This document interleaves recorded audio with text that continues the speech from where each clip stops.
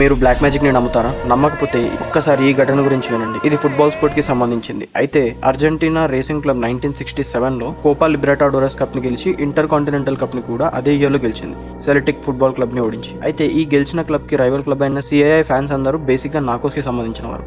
అయితే ఈ fans literal గా స్టేడియంలోకి ఎంటర్ అయ్యి 7 పిల్లిల్ని స్టేడియం గ్రౌండ్ లో డిఫరెంట్ ప్లేసెస్ లో పాతిపెట్టారు. ఈ విషయం తెలుసుకున్న అర్జెంటీనా టీం అంత పెద్దగా పట్టించుకోలేదు, కానీ అప్పుడే అసలు ప్రాబ్లం స్టార్ట్ అయింది. ఈ టీం అర్జెంటీనాతో పాటు సౌత్ అమెరికాలోనే స్ట్రాంగెస్ట్ టీం అనేవారు, కానీ ఈ ఇన్సిడెంట్ తర్వాత వాళ్ళు ఒక చిన్న లీగ్ ని కూడా గెలవలేకపోయారు. ఇక లాస్ట్ కి చేసేదేమీ లేక ఈ పిల్లిని వెతకడం స్టార్ట్ చేశారు. కానీ 7 పిల్లిల్లో 6 పిల్లిలు మాత్రమే దొరికాయి. 1999 లోపైతే వాళ్ళ పరిస్థితి చాలా వర్స్ట్ గా తయారైంది. ఆఖరిగా 2001లో ఒక కొత్త మేనేజర్ అపాయింట్ అయ్యారు. ఆయన పేరు రియోనాల్డో మెర్లో. తను ఏమన్నాడంటే ఎలాగైనా ఆ 7వ పిల్లిని తప్పకుండా బయటికి తీస్తామని అన్నాడు. ఫైనల్ గా చాలా కష్టపడి 7వ పిల్లిని బయటికి తీసిన తర్వాత, మీరు నమ్ముతారో లేదో, అదే ఇయర్ లో ఆఫ్టర్ 34 years వాళ్ళు ఫస్ట్ లీగ్ టైటిల్ ని గెలుచుకున్నారు.